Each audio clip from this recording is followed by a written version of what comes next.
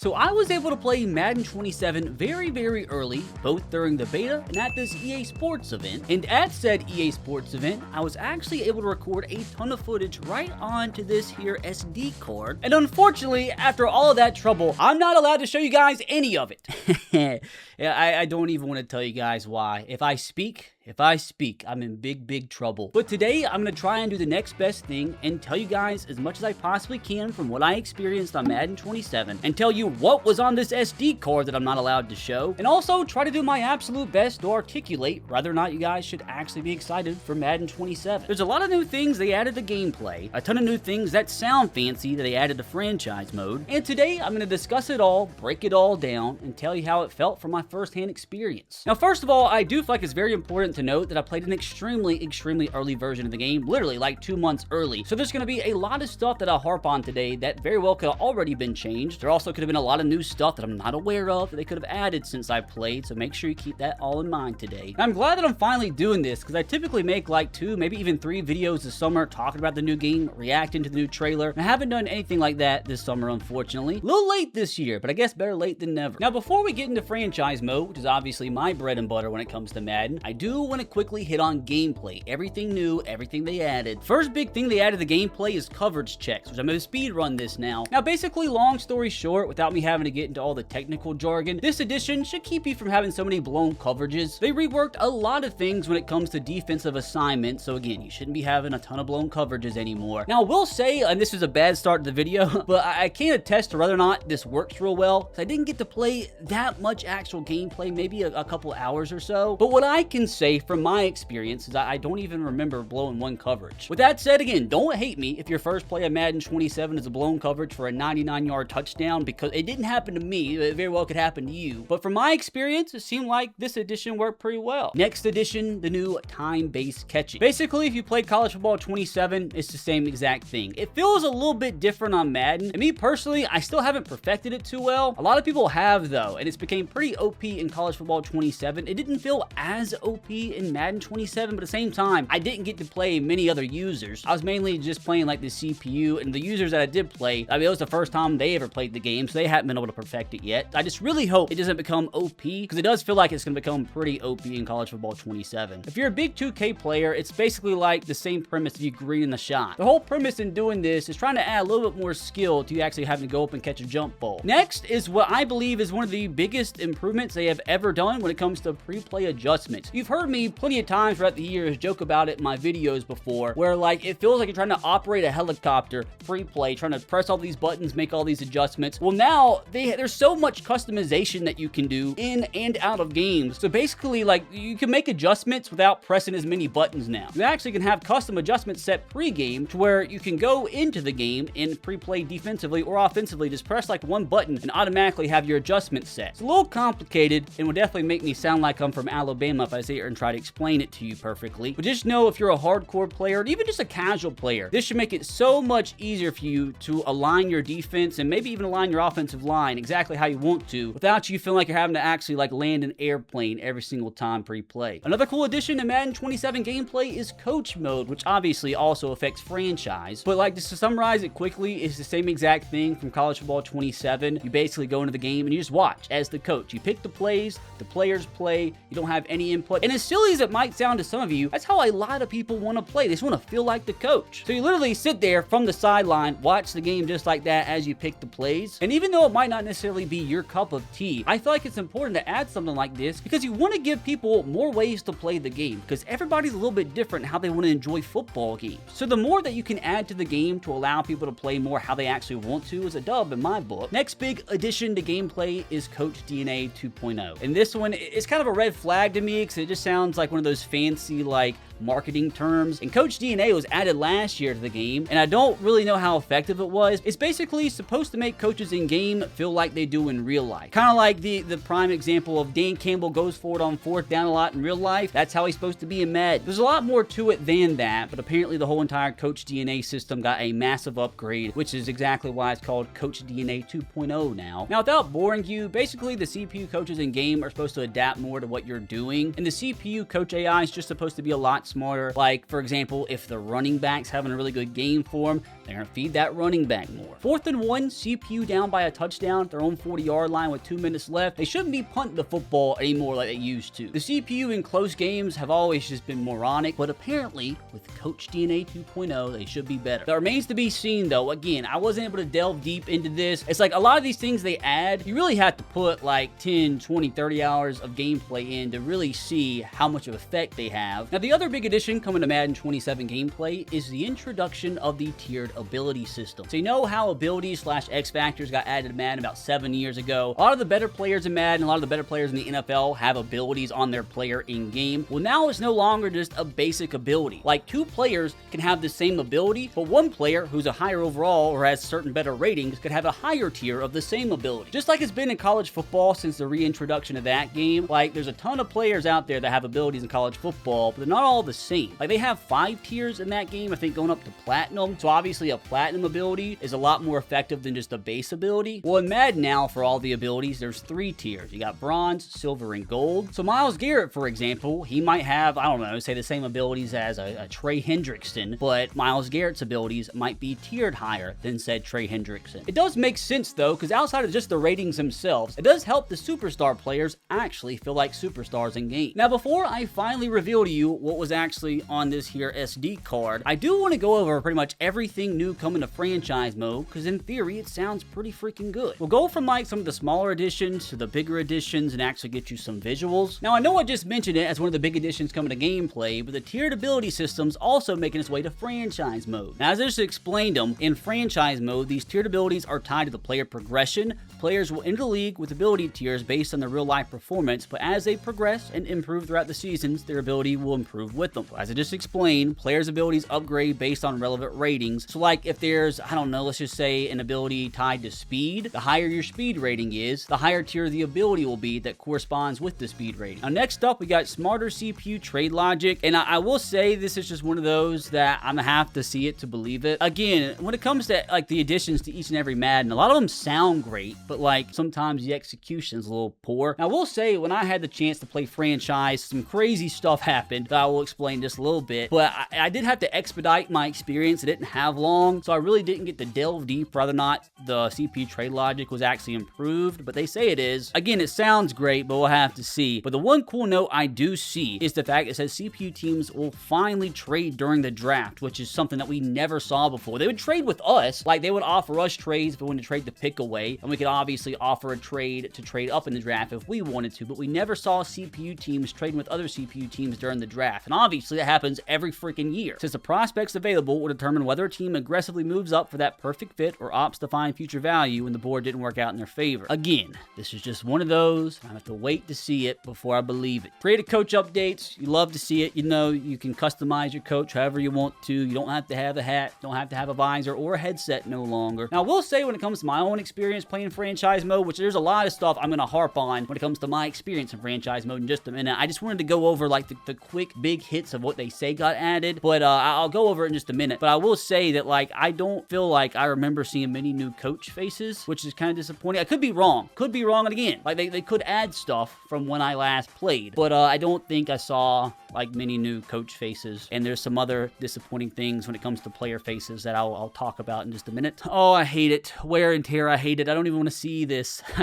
I don't want to see it. Wear and tear, I don't like it. It like sounds good in theory, dude, but like, oh man, I'll tell you, there's nothing more frustrating when you're trying to manage a player's wear and tear in a game. You get hit out of bounds, like 5-10 yards out of bounds. There's no late hit penalty, and you get a wear and tear hit from that. Like, there's just, I don't like it. They say it's improved, but I just don't know if like mine and EA Sports like take on an improved wear and tear system is the same. I just don't like the sound of like a workhorse running back who never gets a breather is going to feel it down the stretch. Dog, like Derrick Henry, his speed doesn't go down by 10 just because he has a lot of carries. Like I just feel like there's so much more to wear and tear than just like, oh my god, this player got a lot of carries, let's tank his speed by 10. I don't know, I don't like it. Now, dynamic weather, which we're kind of accustomed to now in sports sports games is a little bit more dynamic now in Madden 27, as the weather conditions can now shift during a game. Just because a game starts with rain doesn't mean it's going to end with rain. It could be sunny by the second quarter, or it could get worse by the second quarter. The wind can pick up during a game, and it could change how you approach the passing game. It can start raining mid-game, and obviously, as we saw last year, they put a massive emphasis on weather to where it affected your gameplay more than ever. If it snowed, dude, you can barely run the ball. So this just adds like more of an element to it, as like the weather can change during the game. Now this, I do feel like is a massive dub, and this is something that we've been asking for a long time, because it kind of ruined the immersion of franchise mode previously. And like with a lot of the stuff that they're adding that we'll talk about today, it's like it sounds good, but they might screw it up. Like you just have to wait and see how it actually implements in your franchise mode, because it just anyways, I don't know how they can screw this up though. Like real coordinators is a dub, and there's just no way I think it can be screwed up, right? There's no way. So previously in your franchise modes, you had offensive coordinators and defensive coordinators underneath you as head coach, but they were fake people, and it just was weird. But now those coordinators in your franchise are going to be the real coordinators in real life, which should also in theory mean that coordinators, you'll see the real coordinators become head coaches in your franchise, which would be a really cool element. So again, like a cool dub that can't be ruined, right? Talked about it, coach mode is cool. Like a lot of you don't necessarily like playing the game itself, you like just doing rebuilds. Well, now you can do your rebuilds and actually take part in gameplay without actually playing the game. You can actually watch, which would be cool. Don't know how much I'll be doing that in my videos, but again, just give people different ways to play, because everybody is a little bit different. Now we're starting to get a little bit more inside the nitty gritty of the new additions to franchise mode, and getting to the point where some of these things sound great on the surface, but we've had a lot of things sound great on the surface previously, and it just didn't implement well into franchise mode. But let's see. Teams adapt with their rosters. So one of the most exciting long-term changes is that teams will now adapt their playbook based on personnel. If a team moves on from a quarterback who defined their offensive identity and drafts a new quarterback with a completely different style, the team adjusts how they play. That applies in gameplay and in Super Sim. And this right here has the ability to change everything when it comes to your franchise, because this has been one of the biggest problems. Now, I will say this is another one. I didn't get that much time to play franchise mode. I never made it past a year. I simmed a year multiple different times, but not long enough to see if this actually took effect. Now, the worst thing in franchise mode previously was, let's use the Ravens as an example. Lamar Jackson's their quarterback. 5 years down the line, they move on to Lamar Jackson. Let's just say, and just in theory, they sign, I don't know, Joe Flacco. And again, he would be 90 years old at this point. That's a moot point. This is as an example. They signed Joe Flacco. They would just keep running the ball with them 200 times a season. After Lamar Jackson, the Ravens would get a pocket passer, pro-style quarterback with 75 speed, put him in their offense, and still run the ball with them 250 times a season. And they would suck, because he just doesn't fit that offense. But now, if this is true, when they move on from Lamar Jackson in franchise mode, if it's more of a pocket passer, they should completely change their offense to fit their new personnel. And also, as they say here, this should affect things like when Travis Kelce retires or leaves the Chiefs in your franchise, they won't spend the next 10 years just throwing their tight end every time like he's still on the roster. What this would mess up is like, okay, in your franchise, when Travis Kelce finally retired in your franchise mode, they draft a tight end who sucks. Like, let's say 70 overall. That guy ends up turning into a Hall of Famer just because he's on that Chiefs playbook, and they still force feed him the football because they think Travis Kelce's still there. So it was like pre-built like simulation engine stuff dependent on playbooks, and it never adapted with teams' personnel, which has made your franchises really stale. Now the question is, does this work? If this works in franchise mode, bravo. One of the most important changes franchise mode's ever seen. But again, I don't know about it. Now here's one where I feel like I'm going to go ahead and tell you part of my experience. Super Sim Rebalanced. We're making a major improvement to Super Sim. One of the biggest pieces of feedback we heard from you is that playbooks have too much influence on sim outcomes. When certain schemes become overly powerful, teams start performing in ways that do not match their actual personnel or ratings. Super Sim has been fully retuned to reduce volatility and put more weight back on ratings and roster quality. The best rosters should produce the best results. The roster decision should be the biggest factor in how your team performs, not your playbook selection. This has been one of the biggest issues in the entirety of franchise mode for probably like 7 years now. And going into Madden 26, I felt like I was a fool, so I was tweeting about how much EA said they were going to fix this, and it was the same. Like last year, like Giants playbook was overpowered, Raiders defense was overpowered, Chiefs playbook was overpowered, Ravens playbook actually wasn't overpowered when it was in like Madden 23 and Madden 24, which was odd. And again, I'm just a little cautiously pessimistic when it comes to this, because they said the same thing last year going into Madden 26, so they were supposed to fix this, and they didn't. Now, I will say admit, this is one of the things that I did get to test when playing the game. Oddly enough, you know how I just mentioned the Ravens were like the overpowered team, and I believe it was like Madden 22, 23, 24. I did 2 simulations while I was at the EA event. The Ravens went 16-1 and 17-0 in back-to-back simulations. They didn't win the Super Bowl in either of them. They went 19-0 before they lost in my second simulation, but again, it seems like the Ravens might be overpowered, which does worry me that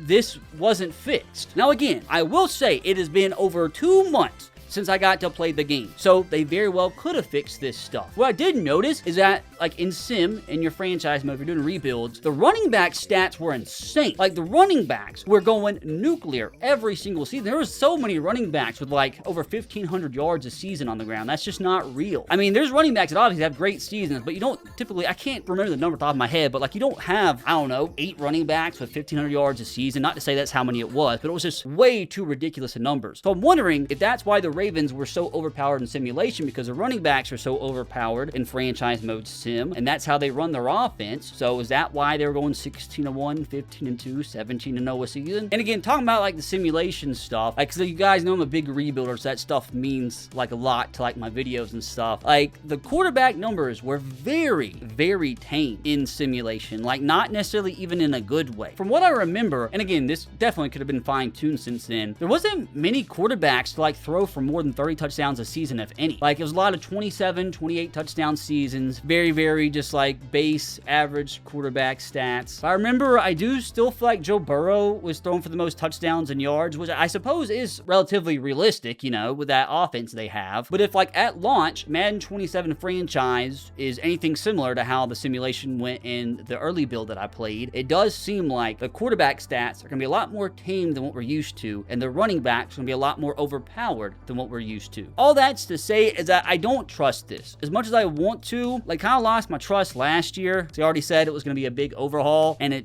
didn't. I was really excited because that's just been one of the biggest problems, man. It's just like the playbooks determining so much, and the rosters all like kind of like running the same offense no matter what the personnel was. It kind of resulted in the same outcomes in every single simulation type franchise or video that I ever did. So I'm like really kind of like overly weirdly passionate about this stuff because it just affects so much stuff when it comes to like the game, the way I play it, for content, for videos, that like I need this to be fixed.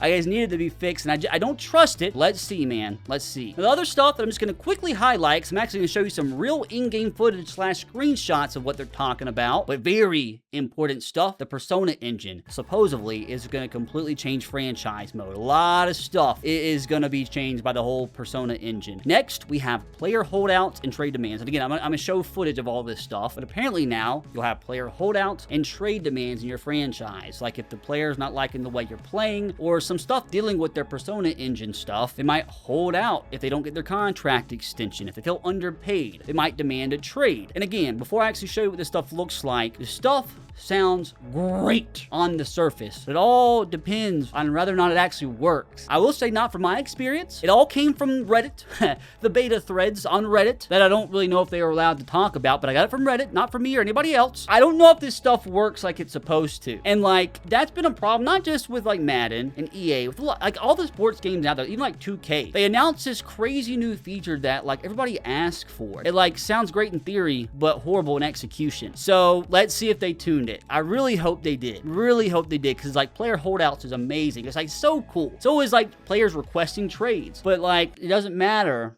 if it doesn't work. But again, all this stuff is gonna like ultimately be determined by the player's persona from the Persona engine in franchise, which again, I'll show you more in a minute. Now, I will say, if it does seem like a lot of this stuff is overwhelming, because there's a lot of new stuff being added at once to franchise, you can delegate to your staff, and like you'll see exactly what the staff plans to do, and you can confirm it. And apparently the CPU teams in your franchise are gonna be using the same system again. Don't know how much I believe that until I actually get to experience it in depth. But apparently the rest of the league are also gonna have to deal with trade demands, having to be dealing with holdouts and everything like that. So you might, for the first time ever in franchise history, see like star players being added to the trade block because they're demanding trades from the CPU teams in franchise. Normally the trade block is just a bunch of stinkers. So we'll have to see. There's a brand new news tab, which franchise mode looks completely different. We'll show it in just a minute. You got breaking news, you got rumors. I'm assuming like if a player demands a trade. Got a new draft ticker during the draft at the bottom of the screen. Got interactive contract negotiations, which I don't really know if I'm gonna like it or not, just because I feel like it's going to be very slow. I'm not going to really know until I get to experience it a little bit more in depth. But in theory, again, it's nice because instead of like in past Maddens where you go to renegotiate a player's contract, it's just you moving numbers on a screen. There's a little bit more to it. Now, this right here might actually be my favorite all-time addition to Madden franchise mode as long as it works.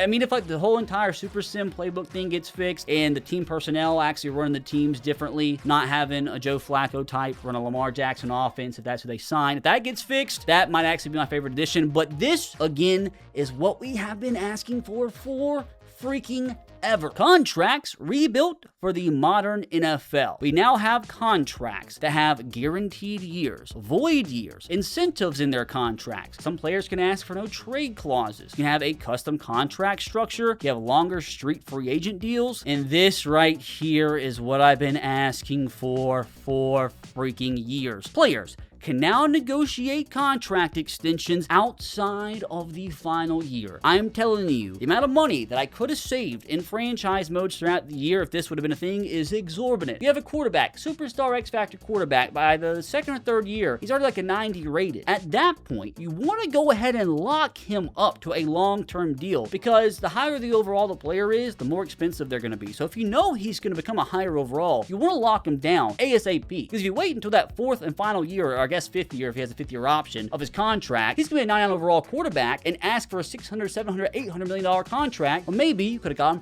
for $400 million by the time he was in his second or third year. But you couldn't do that because you could only ever offer a contract extension when a player had an expiring contract. So this right here, if it works, might be one of the coolest additions to franchise mode of all time. It is, oh, I'm out of breath, dude. I'm so passionate about this. I'm so excited, dude. Horny. I will say rebuilds are going to be not as exciting because of this right here. With the no trade clauses being added to franchise mode now, a lot of teams' best players you can't trade for them because they literally have the no trade clause. So it's like no more like fun rebuilds where you can trade, like if you want to like just go all out, trade away a bunch of first round picks for like a superstar player, you're going to be limited in what superstar players it is that you can actually bring in. And I do feel like it might unfortunately make rebuilds a little stale because in everybody's rebuild videos that they make, they're going to be going after trying to trade for the same players because there's only so many players that could be effective for you that don't have a no trade clause. Like I can't think of who they are off the top of my head, but let's just say like, I don't know, Trevor Lawrence, Joe Burrow, and Jordan Love are the only three good quarterbacks that don't have a no trade clause, and you're doing a rebuild and need a quarterback and you need to trade for a quarterback, you're just gonna have to pick between those three every single time. And you see how that could get stale after the 8th rebuild video a YouTuber makes, or you do on your own. So like I like this, but I just am a little worried from like a content like creator perspective, and even for the people that just like doing rebuilds on their own, you know? I do feel like this might start making rebuilds a little stale because you'll have to like go after the same players every single time. Outside of just franchise tags, you now got transition tags, there's restricted free agents, free agency frenzy, an undrafted rookie free agent is something that we are going to have to talk about in just a minute. It's interesting. Now, big shout out Gene Dangus for this early footage of Madden 27 franchise. EA Sports is a big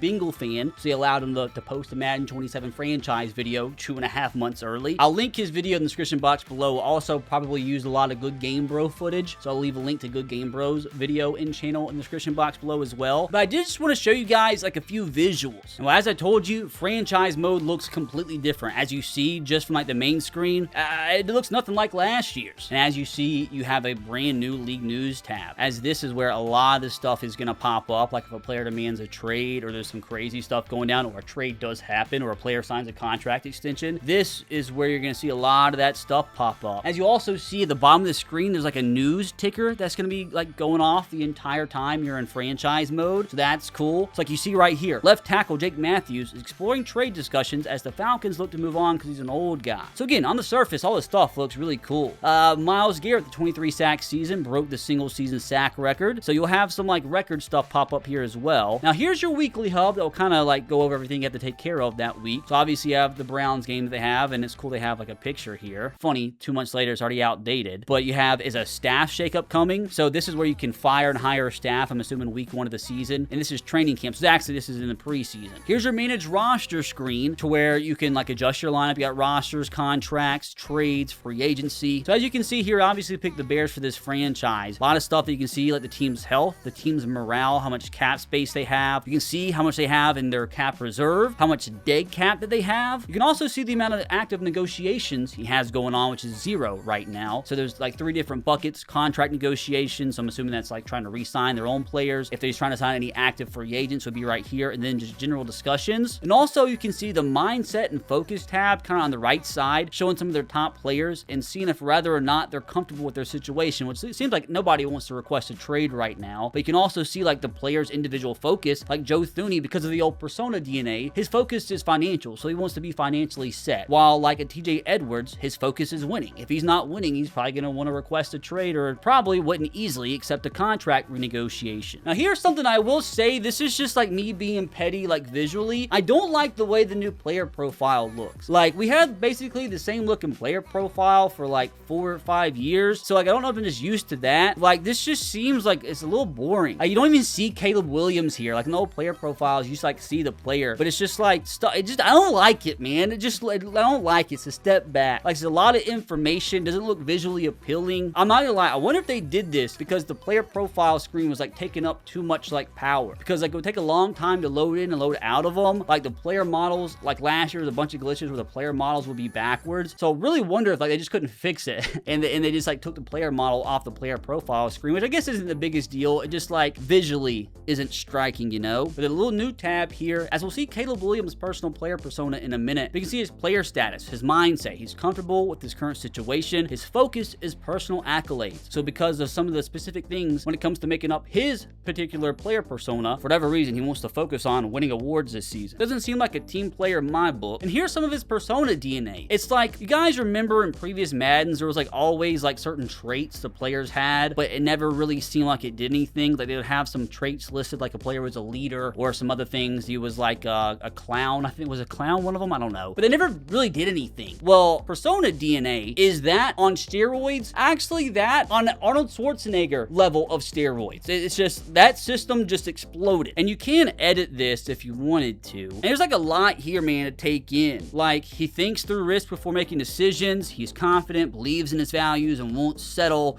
He's interested in exploring different options. He's curious. There's like just a lot of stuff that blends together to really dictate how Caleb Williams is going to act in this franchise when it comes to contract negotiations and other things. So again, to really be able to pinpoint how this is going to affect your franchise, you'd have to probably play like multiple seasons of the mode to really get a grasp if this is a good or bad thing. But again, it seems cool from the surface, as it always does. And also, as you can see here, you can see his abilities since he is a superstar. And you see how some of them are bronze, one of these are gold. I think this one's just silver. That's because of his ratings. So like you can see right here, Homer, it's at a silver right now. It unlocks at a 70 overall. So like it's got a specific ability, but like when he gets to a certain rating, that will go up to gold. So he'll get a better boost from this ability, as the other ones are the same way. The ratings aren't real, by the way. These are like fake placeholder ratings. They were 2 months before the game came out. They're not letting the Madden 27 cover athlete be, what, a 75 overall? But this is just like for visual purposes here. And again,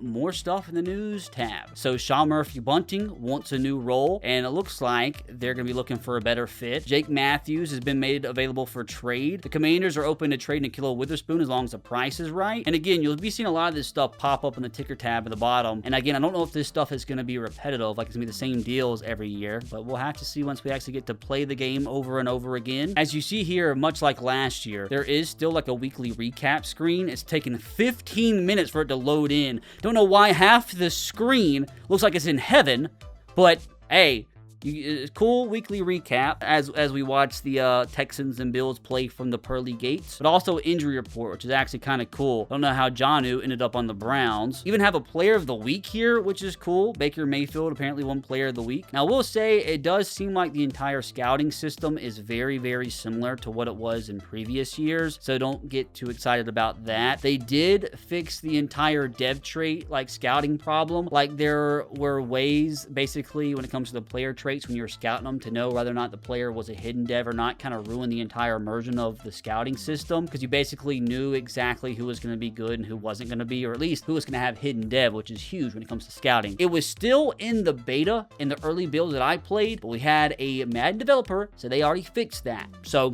let's see if he was telling the truth or not. This is where we see one of the first conversations happen because of the old persona system, as apparently Caleb Williams had a bad game. Apparently you can like play a mini game. I don't know what that means, but I'm assuming like every answer you give kind of gives him a different goal to try to reach. But again, I think every single player's like response to answers and the things that they say to you are going to be different, determined by their persona DNA. And depending on how the conversation went, you get different results, and that gives the players different goals they want to try and meet. Like, see here, you get to the point where like he can negotiate a contract with his 67 rated center. You can either negotiate the contract, hold off for a while, you can just click that you're not going to re-sign him, or you can let the GM handle it. Which, if it's not like a really big player, that might be what I do a lot of the times, let the GM handle it. This is what the player negotiation screen looks like. It's, again, not just moving numbers around. So he has like a patience meter, an interest meter, and you kind of have to manage that. There's different things that you can do here. Like, you can increase the salary by 5%, you can hold the salary, you can increase the bonus, you can decrease the salary, you can add a guaranteed year, or you can just hold firm. Which I don't really know if you're able to like adjust the amount of years or anything, but again, like, I didn't get to dabble with this way too much, but like, I really hope there's more to the contract negotiation stuff than just this, because I do want to be able to like set the salary myself. Like, I want to be able to set the years myself, and it doesn't look like from here he was really able to do that. Oh, what a shocker at the end of the season here, and look who won MVP. Your coach now has like an approval breakdown here. He only has a 45 approval, or don't really know how Bingle did this season, but his GM doesn't like him, the coach staff doesn't like him. The only people that like him are the fans. So as you can see over here, Dennis Allen is a defensive coordinator just like he is in real life. Wait a minute, I told you guys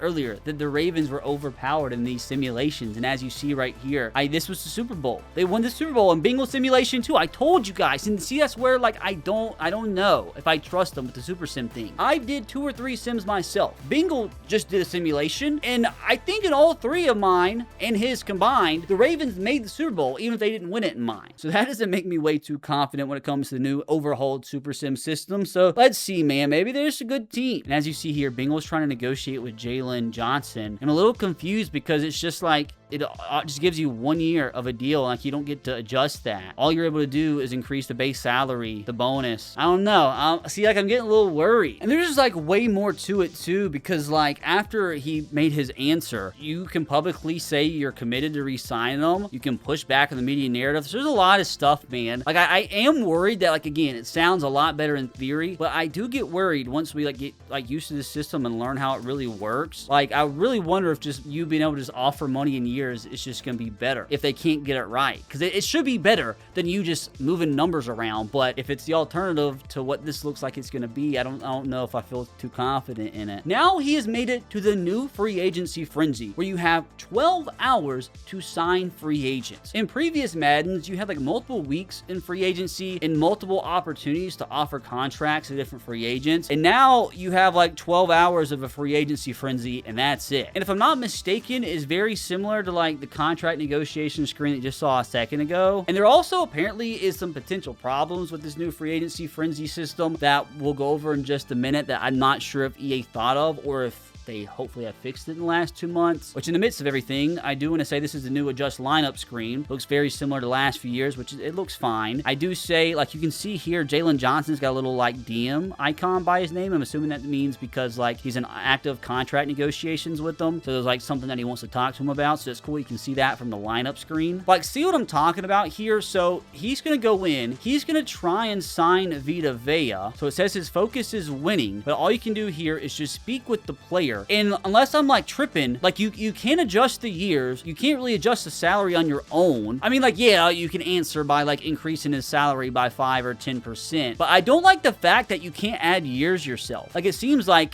you have got to go the amount of years like what the player's asking for. So I definitely don't like the fact that you have no way. It looks like, I could be completely wrong, but I don't like the fact that it looks like you have no say in what like the contract length is for the free agents. That could be a fat L. I mean, you did see it go up from his answer here, but like all you see is guaranteed years. Okay, so okay. So it does get to the point where you can add a year, but I don't know.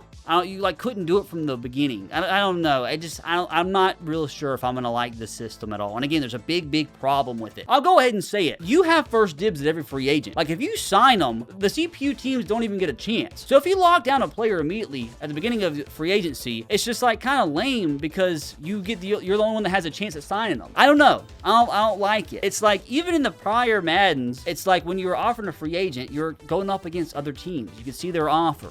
But like now, it's like you lock down the player right here and his free agency's over with without another team even having a chance to sign them. So you're just like sitting here pitching him a lot of stuff, changing the contract up, got up to 3 years. So you apparently have multiple options to up the contract length. But as he's answering all these questions, his patience is going down as the interest is going up. And he answered so much that he's out of patience, so I don't think he is actually going to sign. So you see here, as he's sitting here now negotiating with Dion Dawkins out of free agency, he's got the interest after this answer up to 100%. Now he's allowed to sign the player. But like no other team gets the option to sign him. So it's like if you can get a player to like 100%, you can sign him without another team even having the option to. So that's, I don't know. I don't like it, man. Now, something else that I did want to say, that this is one of the things that I experienced, that I noticed, is one of the big complaints, especially over the last few Maddens, is the way that the rookies look in draft in your franchise mode. They look way too old. Like there's like some prospects that just don't look like real people. Like they look either like they're fake, they look like they're 58 years old. And these guys are supposed to be like 20 to 23-year-old kids. And from what I saw, pretty much all the player faces are the same. Like they added no new rookie faces, and I will say that it definitely is an immersion breaker because like you just don't want to like draft a rookie, like incoming rookie out of college and you look 58 years old. I don't know. That's something I really do feel like they need to tweak a little bit, because that's one of the biggest immersion breakers in my opinion, all of franchise mode. Now here's the new thing too, the new undrafted free agency frenzy. Kind of the same exact process as the offseason free agency, but with the players that don't get drafted. And I was trying to see if I understood right, because I didn't get this far in my franchise mode, but apparently like this is just players, like the randomly generated players after the draft. Like I don't think these are players that actually went undrafted. I could be wrong on that completely, but from what I said, this is like just completely new players that like you can now sign in like undrafted free agency. And it's the same problem as like the offseason free agency, where like you can sign these players in the first hour if they accept, without any other competition from any other teams. There's some good undrafted free agents. Like there's a 70, I think he's a 76 overall guard. That's a superstar. Don't know why it's not hidden, because it's a rookie. As you can see, Bingle was about to go in and try to sign him, and like nobody else is going to have the chance to. Don't like the fact that this undrafted free agent is comfortable with his current situation. Brother, you're a free agent that went undrafted. How are you comfortable with your situation? Like Bingle is now trying to draft that guard who also already has a ton of interest, and see, he signed him. He locked down a 76 overall superstar guard just because he had the first dibs at him before any other CPU team got to sign him. So it's like pretty much, unless they tweak it, you have first dibs to sign any free agent every year or undrafted free agent every year. So you're going to have the opportunity to sign the best players every single offseason with very limited competition. Literally no competition if you can get them signed on the first try. Pretty good draft class from Bingo in his first ever draft. Had a 77 rated will linebacker, got a 78 rated wide receiver in the second round. Looks like the highest overall player in that first draft was an 81 rated, which is pretty nice. But cool again, like as the draft is going on, actually the draft is like not going on anymore, is it? You can see there's now like a ticker at the bottom that like shows who got drafted, so that's a cool little addition. But again, shout out our boy Gene Dangus for the cool visuals. And again, funny enough, I pretty much mentioned everything that I wanted to talk about when it came to my personal experience throughout Bingle's videos. I did want to say, from like my experience, the one thing that's been really bothering me in franchise mode is how like laggy and slow the menus are. Like just clicking in and out of menus. Like again, it doesn't seem like a big deal, but like every time you click a button, it taking 3-4 seconds, it does become just a nuisance. It just becomes annoying, and I didn't really see it much improved for franchise mode Madden 27. The simming still took a long time. I didn't see much improvement there. I was really hoping that they were going to implement what they added to College Football 26 Dynasty last year, where you could simulate to a specific week. Like if I wanted to simulate to week 11, I could do that with a click of a button. But it's the same as it's been in previous Maddens, where you can only simulate to the regular season, you can simulate to mid-season, you can simulate to the playoffs, and simulate to the Super Bowl or off-season. There's no specific week that you can actually simulate to, just like you can in college. Now, what was was on this SD card that I am not allowed to show you. Nothing way too crazy, which is aggravating. It was just like 10 minutes of gameplay, me playing with the Titans with their new uniforms, which looked really cool in-game. But I only got to play for like a few minutes because they kicked me out because I had to go pay attention to the presentation. Made it to halftime, and it was literally just a half of me trying to learn the new timing-based catching, which I was not good at. I got to halftime with the lead, super sim. We ended up winning the game, so that's a dub. And I also had footage of the 2 simulations that I wanted to show you, so I could prove to you that the Ravens went 17-0 in one of them and went 16-1 in the other. But again, I don't like know how much stock I take into it as well, because they had 2 months to fine tune it, but also like the ratings weren't exactly right. Like there were last year's ratings. Like Phillip Rivers was still in the game, just because it was like an old build. Like the rookies were in the game, but they didn't have the right ratings at all. Oh, one little tidbit of information. I don't think it's his face scan, but Shedeur Sanders actually looks like Shedeur Sanders this year. I will say, I do believe that's all. Like that's my experience of Madden 27. I hate it because it did sound like really negative, and it wasn't all supposed to sound bad. Like I will say, like wholeheartedly, admittedly, all the additions that they made to franchise mode sound great, but just the big issue, and like I'm tired of getting excited, is like things sound great in theory, but horrible in execution. That's kind of what my experience was playing the game early. But again, that was a really early build. But from what I can see online, the people that got to play the beta, like their experience playing it, they kind of shared the same sentiment as me. So again, doesn't mean the game and the game mode itself of franchise is going to be terrible, but if they want franchise mode to be able to reach its potential, they gotta execute the stuff that they add a little bit better, and hopefully they still can. Hopefully they've been working hard at it the last few months. We shall see for ourselves here very soon, because the Madden 27 videos are going to start here in just a couple days. Now, if you enjoyed that one, you can click right here to watch another Madden video.